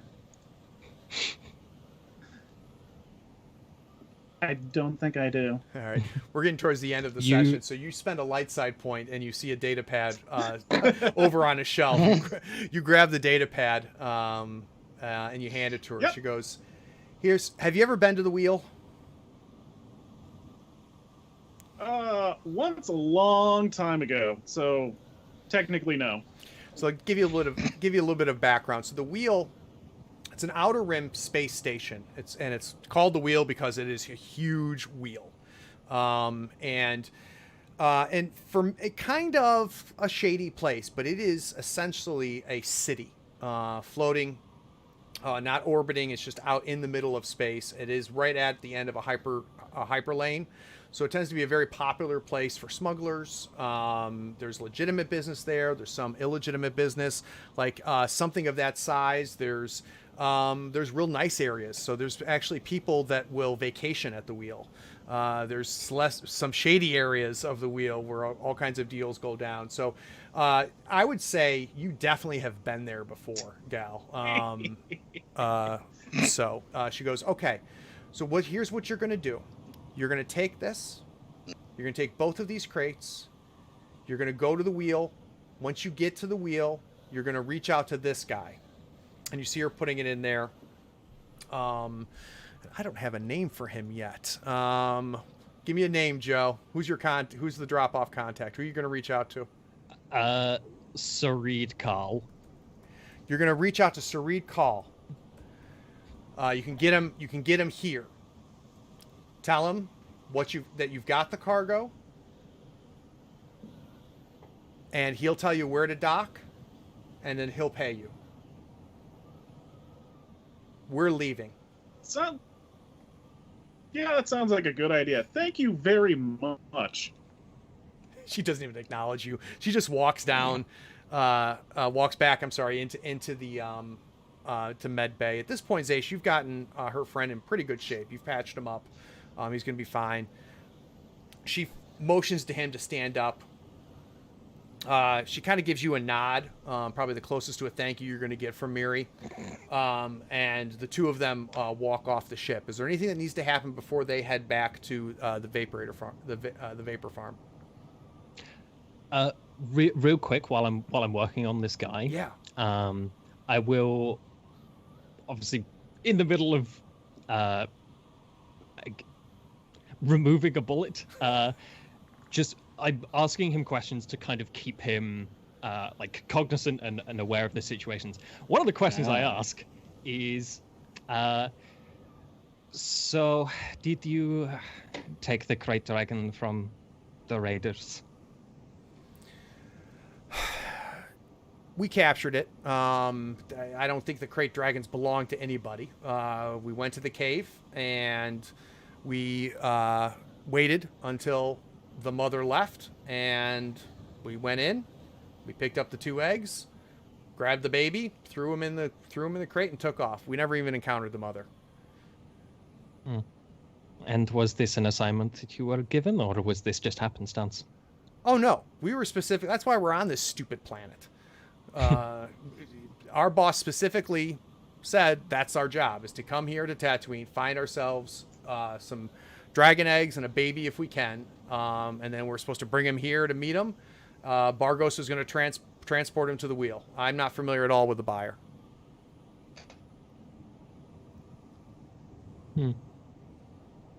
This is going to sting.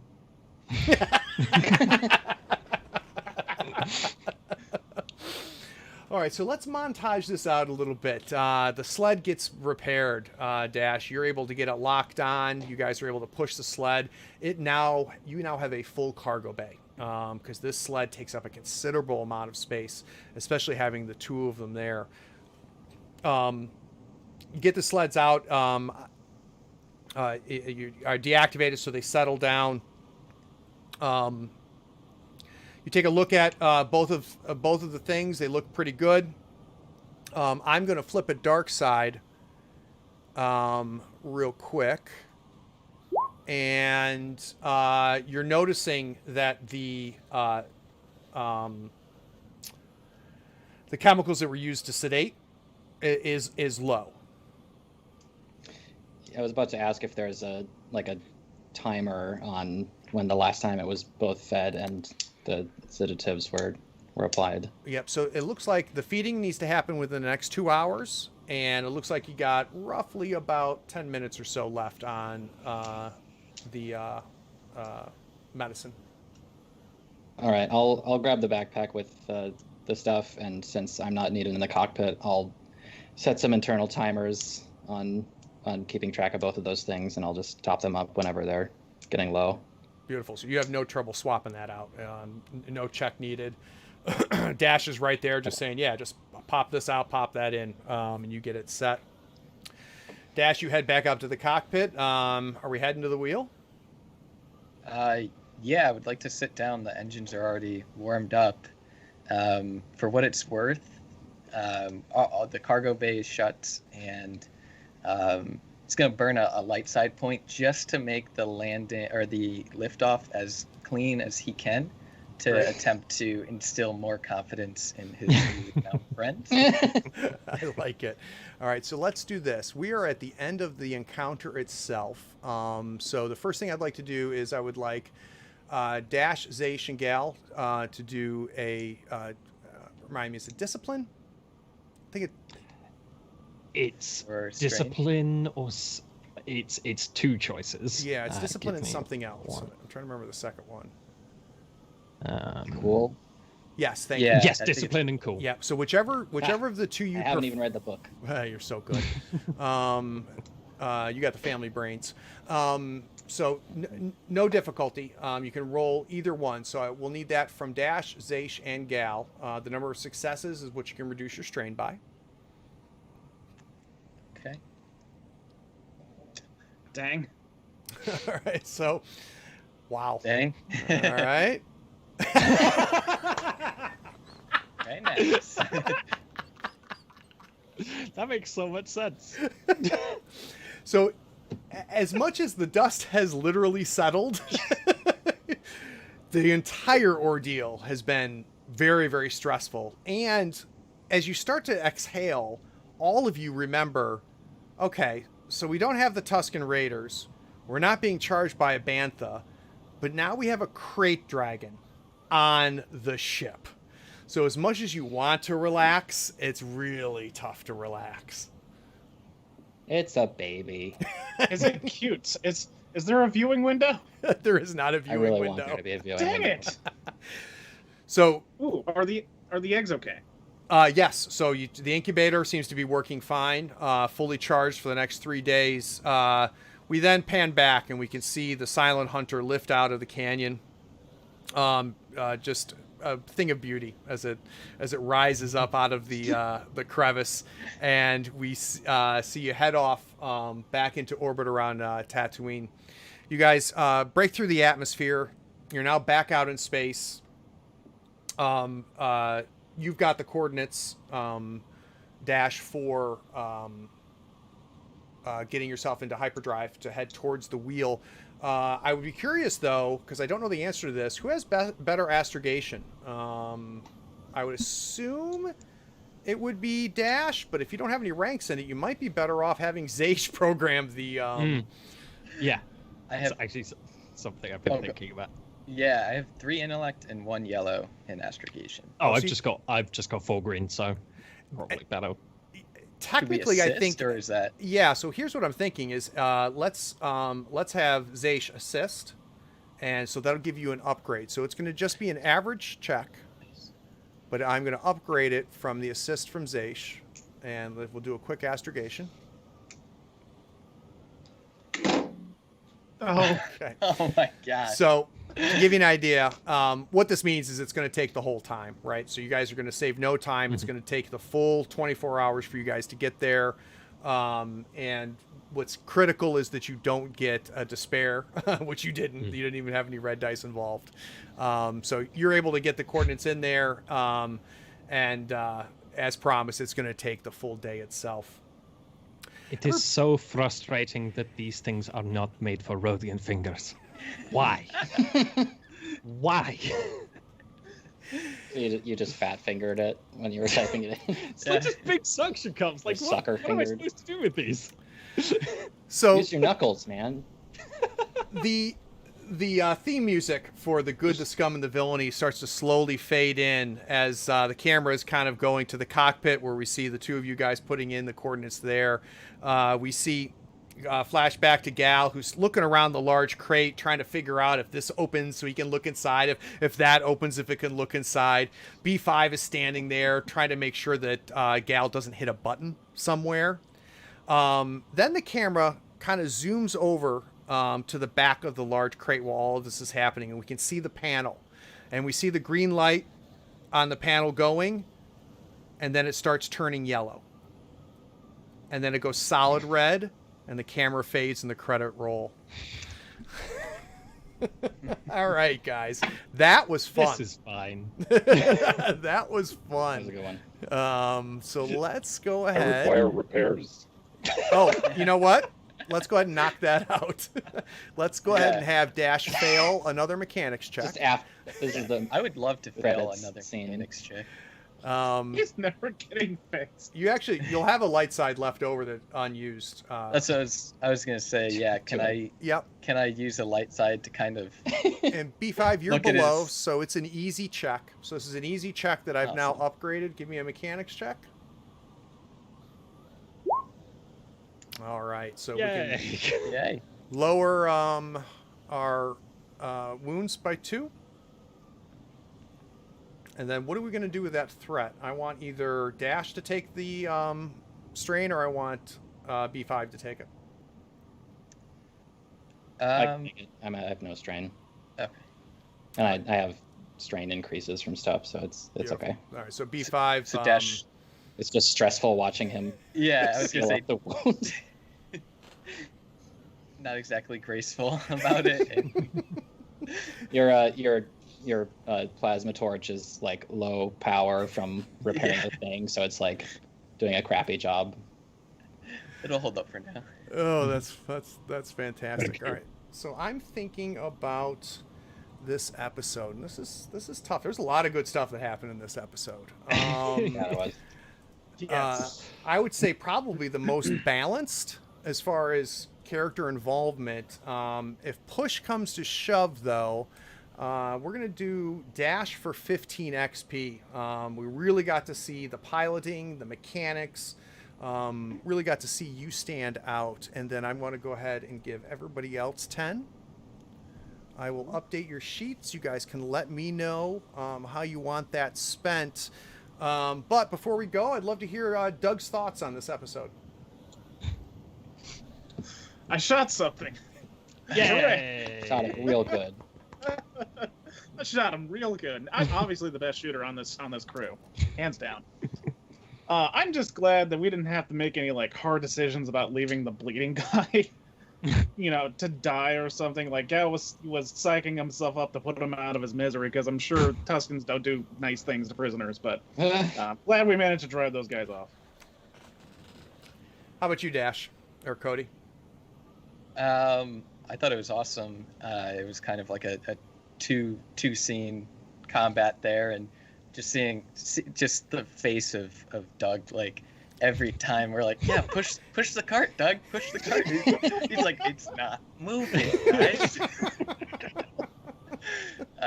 That was just that was funny, and I'm a like lover, nice not a little- lifter.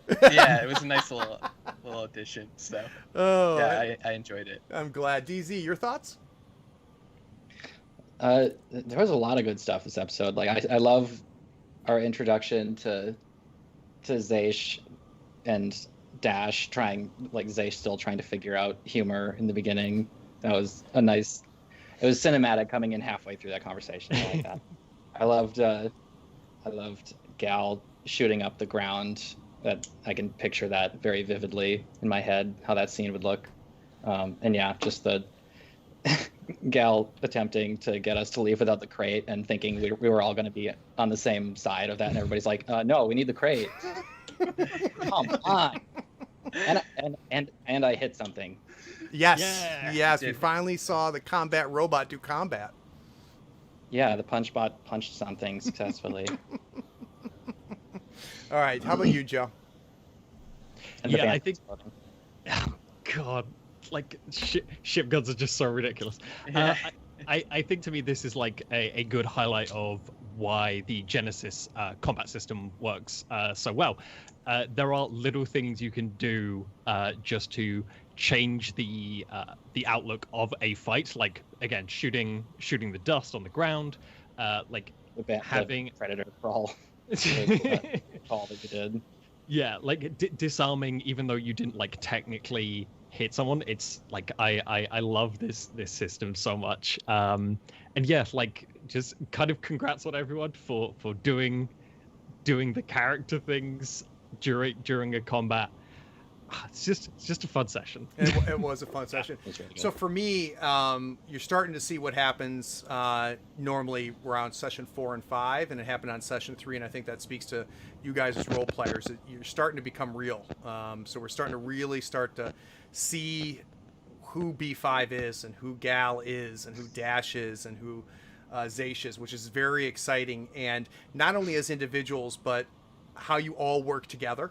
And it's getting a lot smoother. And I've never loved that term for describing what's happening. It's kind of a clicking. It's a coming together as a cast as much as coming together as a crew, if that makes any sense. But it's also about as well as I expected for the easiest money you'll ever make. Uh-huh. That's just like the death sentence. oh, Yeah, when don't say that. Moment of silence for Tito.